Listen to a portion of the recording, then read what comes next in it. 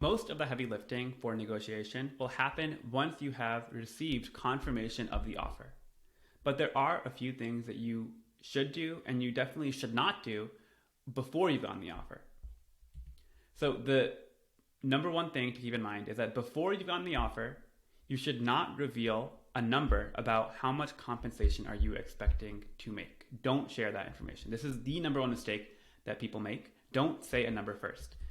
And the idea is that you're going to hop on a call with a recruiter or someone from the company, and one of the first things they're going to evaluate is it a good fit to keep going on with the interview and the interview pipeline? And they're going to ask you, what are you expecting in terms of your compensation? So you for sure should not talk about your current salary or your current comp. You also should not share your compensation expectations. There's really no benefit to you in sharing, but there's a lot that you can lose. You lose a lot of leverage by oversharing, by revealing information which shouldn't be shared until much, much later in the process, if at all. And the thing is, you're not being difficult or unprofessional when you do this. There's a dance happening, and you have to understand what is your role in the dance. And if the recruiter asks the question, how can you firmly but gracefully deny the request of getting more information from you? This is important enough that I wanted to say it again.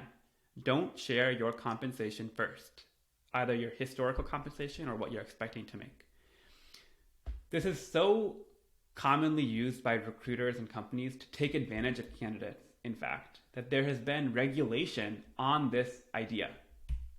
So in the US, there's more and more prominently across the whole country, there have been many salary history bans.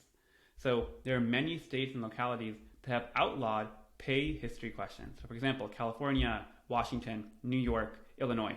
So starting in the mid-2010s, so between the years of 2015 and 2020, many states around the country invented these laws to say recruiters can no longer ask, how much were you making at your last job? Because it was basically an opportunity for the new company to offer a little bit more and get you below market at a price that was not actually fair to the candidate.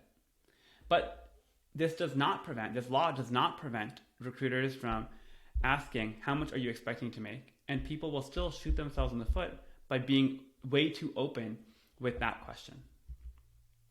So let's do some role play. I'm going to provide 2 sample dialogues from recruiters and then share how you might be able to reply. And there's a whole section later on in the course about sample dialogue that you're welcome to steal from and use. So a recruiter might say, hey, I need to know what your salary range is so we don't waste time here. So a good reply to that might be, for now, I am much more concerned about understanding if this opportunity is a good fit for both me and for you. And if that works out, I'm very confident we can figure out an acceptable salary when we get to that point. But right now, I'm just much more focused on understanding the mutual fit. Another dialogue might be, hey, we can't move forward without a number. You have to fill out this form and you have to tell us what exactly it is that you're expecting. And here you could say, hey, let me throw the question back at you. What are the typical compensation bands for this role? And why don't you put that for now and we can revisit that a little bit later. But I'm sure that once you share that information with me, then I'll be able to give you a bit more clarity.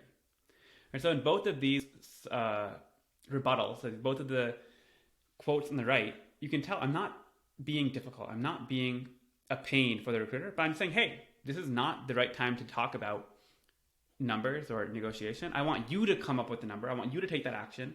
And most likely it'll be fine, and we'll revisit that later. Right? So it's non-committal, but firm. One really interesting example of how you can get taken advantage of in history is Henry Ford. So Henry Ford, as many of you know, he was a very famous industrialist, a big automaker in Detroit. And because I grew up in Michigan, of course, I know a lot about the history of Henry Ford. In the 1930s, Henry Ford became one of the largest landowners in Michigan.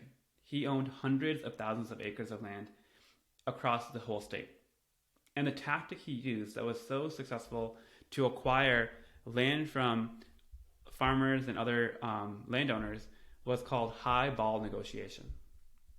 And the idea is that Henry Ford or one of his associates would go over to a farmer and say, hey, I think your land is really nice. We'd love to acquire it at a fair price. What do you think it's worth? And then the calculation that would go on in that person's head would be, okay, I think my land is worth this much. Here's how much I got it for like 10 or 15 years ago. Let me add 30% on top of that.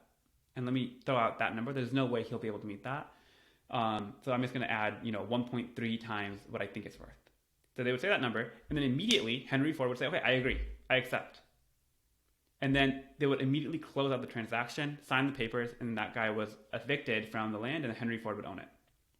And so the reason this worked so well is because the client, like the landowner, revealed the number first.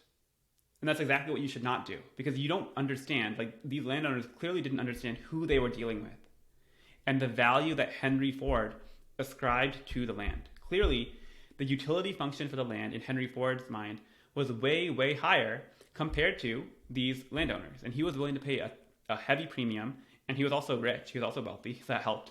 But without understanding what the other side values, you should not reveal a number. That is a big takeaway from this video.